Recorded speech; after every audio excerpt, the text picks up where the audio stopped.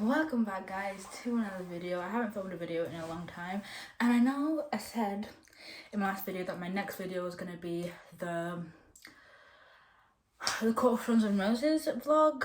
That didn't end up happening. I filmed it. I fully filmed me reading the whole entire book. It's just the editing part was where I was getting to, where I didn't even edit a single bit of it because I was just like not in the mood, and I didn't really like how the video turned out.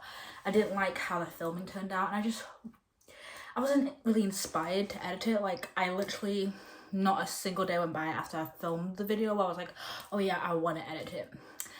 But yeah, so I decided, you know what, I just won't edit it because I'm just like, the video just didn't turn out the way I wanted it to. So I scrapped the idea, because the only reason why I was really filming the video was because it was a popular book. So I thought, like, yeah, why not? I didn't really film the video because I wanted to. But today, if you can tell by the title, I'm going to be going over all the summer books I'm going to be reading this summer. Now, I did put myself on a book buying ban, true, but I worked my way around that and still kind of bought books.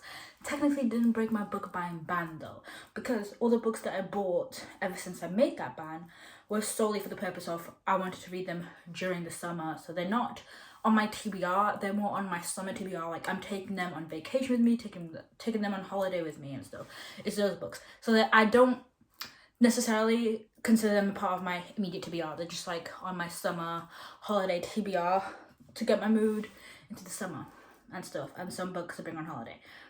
So yeah, technically didn't break my book buying ban. And I thought that I'd share these with you because I am starting to get into the summer mood. And it's not many, but I thought it'd be, good to share them with you.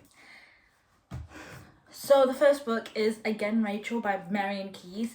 Now, this isn't really a summer book, but I've heard so much about Marian Keyes, and I kept seeing this book in my store, and I know this part. I looked it up, and I know this is part of a series of books, and this is like the newest book in the series, and it's like a part of the Walsh family series. So don't get mad at me. I have not read the other books in the Walsh family series, but I looked it up, and they're all standalone books. You don't have to read them in order. It's not like a thing where you have to read the other books to get this one. And I couldn't find any other books in my store. I could only find this one. So, I was like, screw it, I'll just get this one. And it is a pretty thick book. I think it's got like 500, maybe 600 pages. So yeah, it's a pretty thick book. It's like got almost 600 pages. But I read the back and it sounded intriguing. And I've heard many things about Marian Keyes, and I've never read one of her books. And the back of it, even though it's not really a summer book, it gave me like a cozy feel. It gave me like, it's literally just about a family of people, and it basically talks about people in the family and their family relationship. And I feel like it feels like a summer book. I don't know why. It's got nothing to do with summer, but to me, the description of it or the synopsis of it gave me a summer feeling. So that's why I bought it. Or maybe I just bought it because I wanted to buy a book, and I looked for any reason to buy this book. To put it on my summer TBR. But anyway, yeah, I'll be reading this sometime during the summer. The next book I actually didn't buy. Well, I did buy it, but I didn't buy it recently. I bought it ages ago, but I did want to reread it because I was planning on rereading it. And because I read it the first time, absolutely loved it. 5-star book. And earlier this year, I tried to reread it, but I was not in the mood because I knew I wanted to reread the book and annotate it, but I just was not in the mood to do that at all. So I was like, you know what, I'll take a pause and read it when it's more summertime, because I started reading this maybe in January when it was not summertime at all, or maybe literally at the end of last year. I was like, you know what, I'm not in the mood for it. I think because it's not really the setting of the book. So I was like, you know what, I'll postpone it and read it during the summer. So this is on my summer TBR. This is probably one of the books I'm going to bring on holiday with me, but yeah. And like, as you can see, I've literally already started annotating it from the first, from when I tried to start reading it. I've already started annotating it a bit. But yeah, and that's Call Me By Your Name by Andrei Aciman, I think. And if you don't know anything about this book by now, where have you been? This book has literally been out. It's been out for like ages. And first time that I read this, I absolutely loved it. And it just gave me it's just the atmosphere of this book made it feel like such a summer book. Like, if you're looking for a book that's basically a summer book and you're basically all about the atmosphere of the book and you just want to feel like you're in a different country, you want to feel like you're summer, read this book. It's set in Italy and it's the love story between, I always forgot the names, oh my god. It's a love story between Oliver and Elio. It's a love story between Oliver and Elio. Oliver comes to stay with Elio and his family in Italy because he's like a student of his father's or something like that. And it's about their love story through the summer, and I absolutely loved it. It's like a summer romance in Italy, and it's absolutely amazing. And the film is absolutely amazing as well, because there's a film of this. This is like the poster from the film. And anyway, yeah, I loved it, and I wanted to really reread it and annotate it, because like this is a very annotate worthy book. I even don't hate me for this, but I even dog-eared the page where I left off. This is where I left off, and I was like, you know what? For some reason, I'm just not into this book. But I knew the reason why I was not into this book was not because like, oh, I just didn't like it anymore, or that I rated it at 5 stars before, but now I'm rating it a lower star. That was not the reason at all. The only reason was because I was just not in the summer mood. That's the reason why. I didn't even consider for a second that I didn't like the book anymore, because like, not possible. I love this book. So yeah, I'm gonna reread it during the summer, and I can't wait to annotate it. It's actually a very short book. So yeah. Next, this is actually an impulse buy. I bought this at a store. I've never heard of this book. I've never heard of this author, but I was at a bookstore and I was like, I'm looking for summer books. Just because I was in the mood to buy books, but I did not want to break my book buying ban. So I thought, I'll buy some summer books then. And this was like the only summer book that I could really find. So I was like, you know what, whatever, I'll just take it. And it's called The Summer Switch Off by Beth Reekles. And obviously the cover intrigued me at first because I was looking for summer books. Then this cover is actually really pretty. But I've never heard of this book before. It's actually a little damaged. That might have been just me though.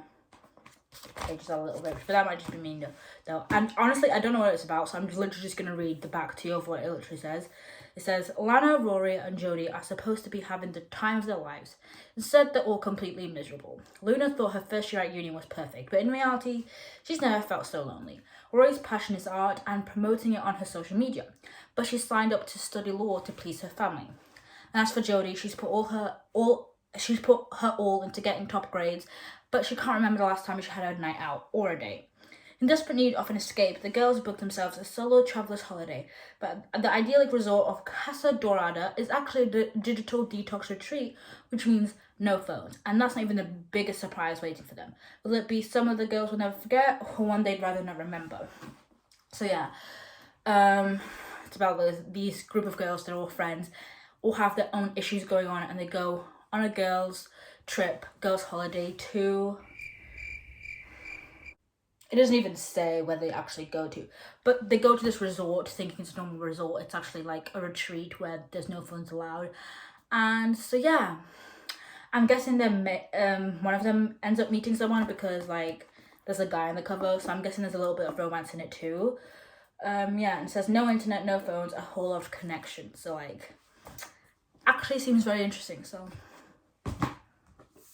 this next one is just another one that I bought on a whim that I've never heard of. I've never heard of the author. And that is The Garnet Girls. The Garnet Girls by Georgia Moore. Like I said, I don't know anything about this one either. So I'm just going to read the back. I'm probably going to be reading the back for most of these, but yeah. Love makes you do things you've never thought you were capable of. Forbidden, passionate and all-encompassing Margot and Richard's love affair was the stuff of legend. Forbidden, passionate, and all-encompassing, Margot and Richard's love affair was the stuff of legends, but ultimately doomed. When Richard walked out, Margot locked herself away, leaving her 3 daughters, Rachel, Imogen, and Sasha, to run wild. Years later, charismatic Margot enters lovers and friends in her cottage on the Isle of Wight, refusing to ever speak of Richard and her painful past, but her silence is keeping each of the Garnet girls from finding true happiness. Rachel is desperate to return to London, but is held hostage by responsibility for Sandco, their beloved but crumbling family home. Dreamy, Imogen feels the pressure to marry her kind, considerate fiancé, even when life is taking an unexpected turn. And wild, passionate Sasha, trapped between her fractured family and controlling husband, is weighed down by a secret that could shake the family to its core. So this is like, yeah, you just heard me read the synopsis. It's a family, and I'm guessing it might be some like, it might talk about the past. I don't know if it's like dual timeline. It sounds like it might be a bit of dual timeline because it talks about their mother's past with their father and how like after he left or whatever, she locked herself away, and then in the future, all the girls come back to the family home after like having a past where they didn't have really a mother that was like really in tune to what was going on, and they're just trying to sell the family home, I think. And this is like, yeah, takes place in like a summery place. Like I said, the only reason why I bought this is because the cover looks very summery, and I read the back and it actually sounds very cool. It like, yeah. So it sounds like a good emotional summer read. And look at this text. The text is so big. It's a very thin book. It's got like 300 pages and absolutely huge text. I've actually never seen a book like this. It is really like creeping me out. Anyway, the next book I bought, I have heard a lot about, and I do know a bit about it. I just don't know the full details, and that is Heartbones by Colleen Hoover. I think this is a new release. If I'm not, I think it's a new release, but I'm not sure. But yeah, Heartbones by Colleen Hoover. I bought this at the same place that I bought the Garnet Girls, if you can't notice. Like, they're very tall paperbacks. And yeah, as you know, I've absolutely loved Colleen Hoover books in the past. It ends with us, absolutely love them. And when I saw this, I thought, perfect. Because I want to go through all, like, I want to go through her whole backlist. The only book that I really don't feel any connection to reading is Ugly Love. Like, I don't really want to read that book. I don't know why, I just don't. I've heard very not good things about that book, so I just don't feel like I want to read it. But like her newer books and her other books, like, whenever I see one of her books that I've never heard of before, I usually get it. And yeah, I think this is about a girl where her mum sends her to live with her dad for the summer, and she's like poor and stuff, because it says here Bayard Grimm has only ever known a life of poverty and neglect. Okay, ignore everything I just said. That was completely wrong. I just read the synopsis. Basically, it's about this girl, Bayard Grimm's, who's like poor. She's lived in a life of neglect, and she now, after she's got a full ride to Penn State, which is like her dream, obviously. But 2 months before she goes off to college, I'm guessing during the summer, 2 months before, an unexpected death leaves her homeless, and then she has to move in with her father. I'm guessing the unexpected death is her mother or whoever her guardian was. And then she has to move in with her father in Texas, and she barely knows him. Yes. So basically, yes. The reason why I bought this is because it's also a very summer book. It's taken place in summer.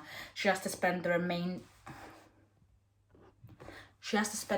of her summer with her father she barely knows, and during that summer she meets a guy that lives next door to her.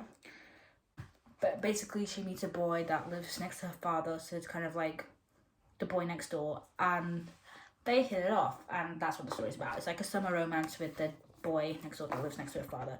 Again, a very big words. Again, I got this from the same place as the last book, so like, yeah.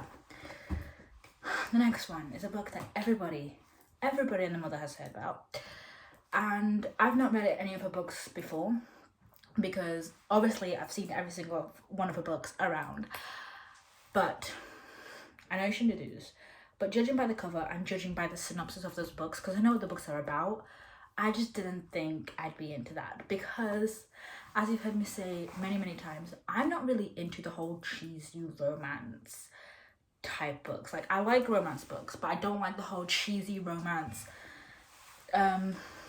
things, like cheesy romance, insta love, like all of that I don't like. I'm not saying that her books contain insta love, because I've never read one of her books, so I can't say that. I just don't like cheesy romances. I'm like more into dark fantasy romance, because like I've got like a whole fantasy shelf dedicated like to the Cassandra Clare universe book, and obviously there's romance in that heavily, so I'm more into fantasy romance or fantasy romance side plot or dark romance. So the whole cutesy romance, I mean, I've got some books that I do generally like the whole cutesy romance, but most of the time, if it's a cutesy romance book, I don't generally enjoy it. There's got to be like a little hate, like enemies to lovers type thing.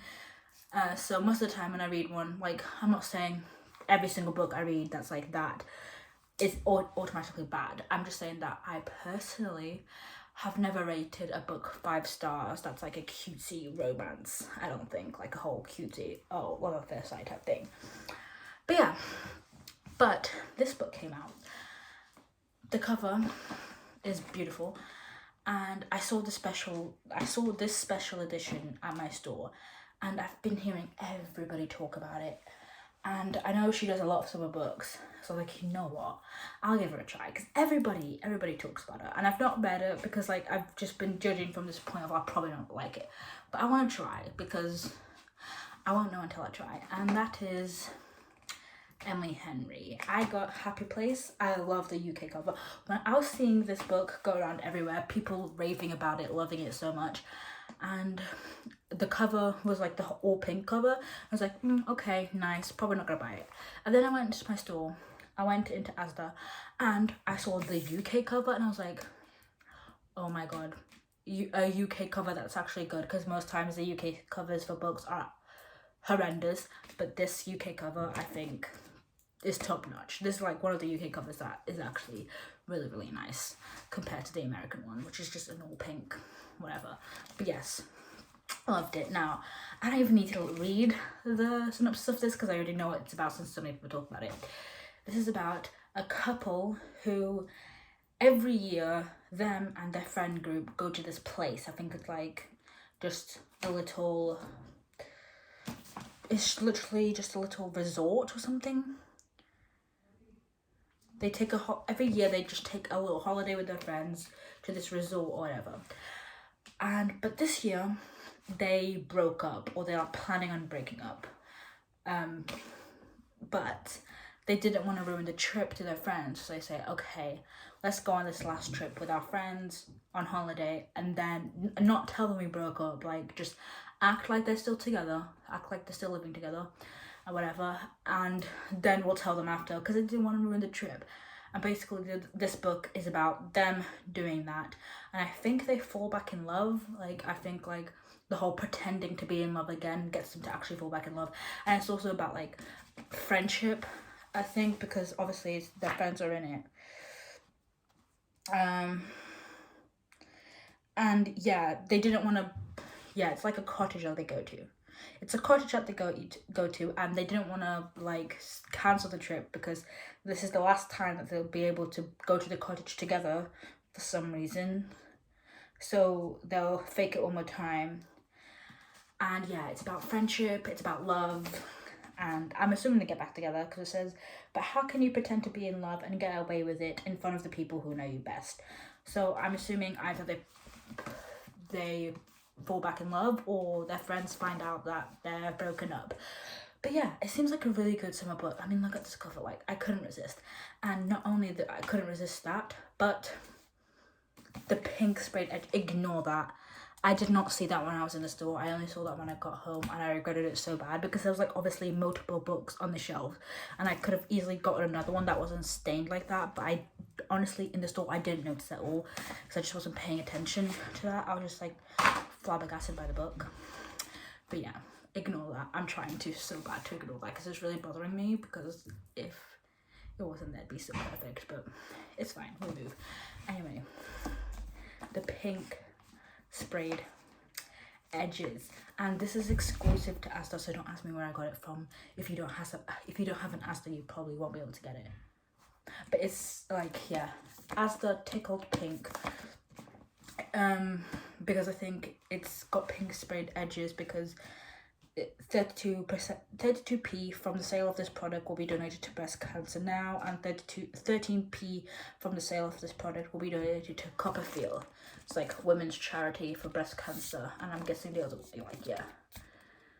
And they called it the Tickled Pink, which I really freaking love. I got another one of these, but I've shown it in another video, and I don't want to show it again because I'll be raving about that book too much. I already feel like reading that book a bit again. But yeah, there's another edition of this with It Ends With Us. And yeah, so I got this Tickled Pink one. I actually waited to film this video today because there was one more series of books I was going to buy for my summer TBR that I wanted to get in, and obviously I wanted to include them in the video. So I waited today to film this video specifically, and that is the Chestnut Springs series. And yeah, I got the whole 3 books of the Chestnut Springs series. Probably a bad idea since I don't know any, well, I know what the series is about, but I haven't read the first book, so probably a bad idea to buy all 3, but whatever. And the reason why I wanted to buy this is, yes, saying it's a summer book might be reaching, but I know this is set in like a farm. It's set in like Chestnut Springs, cowboys, whatever. I know it's got the whole cowboy shebang. And the series, if you haven't heard, this has literally been all over, everywhere, consists of Flawless, which is book 1, Heartless, which is book 2, and Powerless, which is book 3. And I think it follows 3 guys, or it follows girls falling for 3 guys, and they're all like brothers or related in some way. I don't know. But yeah, and the covers look absolutely beautiful. I bought this on Amazon and I couldn't find the American covers, like, you know, the actual, like, the vintage cowboy covers. I could only find these. I honestly don't know if I like these more or not. I honestly think I like the American covers better. I loved the whole vintage thing. That's one of the reasons why I wanted to buy the books, and I was like, that was one of the reasons when I first saw the books that I was interested, because I was like, those covers look really cool. It looked very vintagey, but I couldn't find them anywhere. Well, I could find them on Amazon, but they were like £16 for a paperback copy. I was like, I'm not paying that much for a paperback copy of that specific book. I'll just get these covers, which they're also pretty. I also like the covers. I love the colors of it. This pink one and this purple. Because you know, purple's my favorite color. So I still love the colors. I did prefer the American ones, but whatever. I'm not gonna be picky. But anyway, Flawless, book 1, is about a guy who's a bull rider, and his agent basically asks his daughter, or hires his daughter, to look after him during the season, to clean up his image and clean up his act. And you know, they end up falling in love, when technically it's like, this is like the trope of forbidden fruit. I think each book has like a specific trope. This is like boss's daughter, or his agent's daughter, like boss's daughter, forbidden fruit. She says it means nothing, I say it means everything, blah blah blah.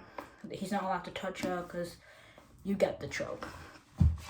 The second book, Heartless, is about is a babysitter and romance, where this woman is hired to be a babysitter for this guy and his kid, and he's like grumpy as well, so they end up falling for each other. So this one's got like a few tropes. It's got single dad trope, and it's got grumpy trope. I don't know if she's Sunshine, but all I know is that he's grumpy. So he's like grumpy Sunshine, single dad trope, nanny and whatever trope, and also technically boss trope, because he's her boss, but whatever, lots of tropes. And next is Powerless by Elsie Silver. He's everything I ever wanted and everything I thought I could never have. It's got ice skates in there. I'm very confused by that. And this is childhood best friends.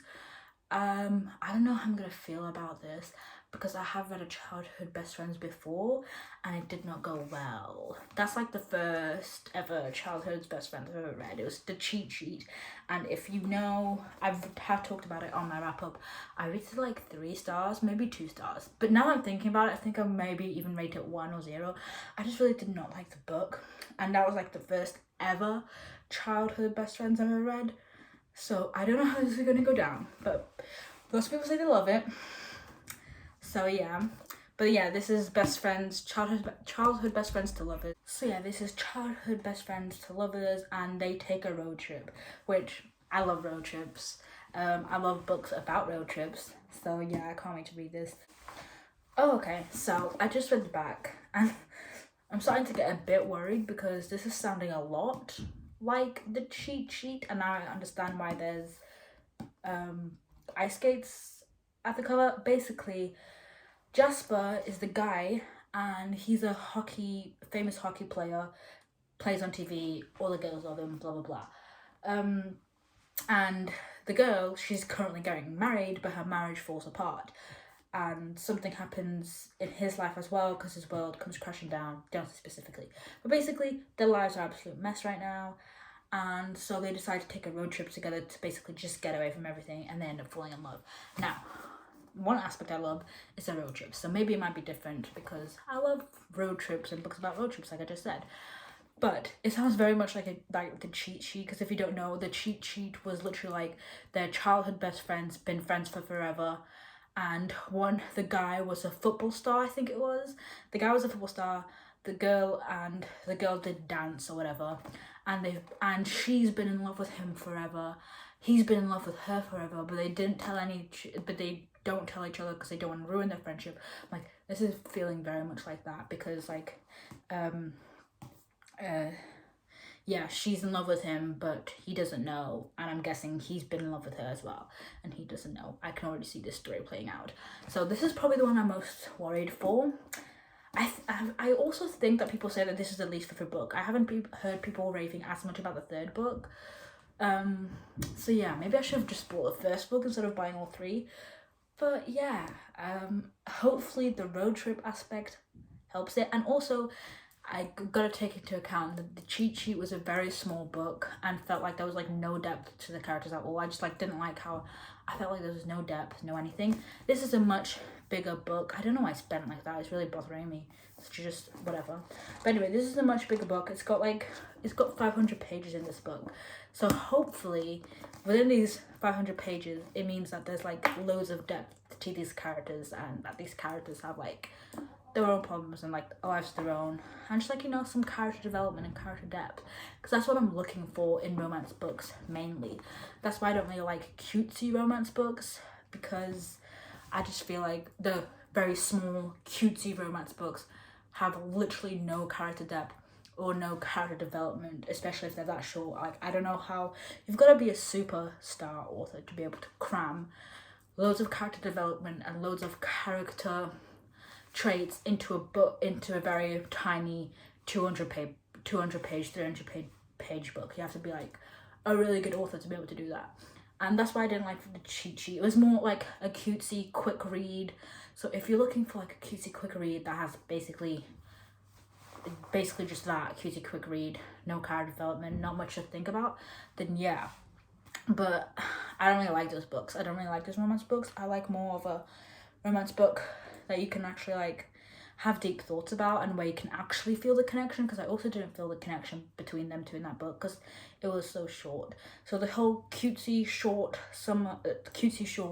romance books, they aren't for me, unless of course it's Colleen Hoover, because I don't know how, but she makes short books like that. Because to be honest, it ends with us and it starts with us aren't even books that are that long, and for some reason they are really good books. So yeah, those are the books I'm reading this summer. I rambled on enough, but yeah, I hope you guys like that video. I will be thinking about doing a video that I've been thinking about doing for a while, which was the ending this video when I find a 5-star book. So yeah, hopefully you may be seeing that, but like no promises, because last time I keep making promises at the end of my videos that I'm gonna film this and this and that, and then I never end up filming it. But yeah, hope you liked this video, hope you enjoyed it, and I'll see you next time.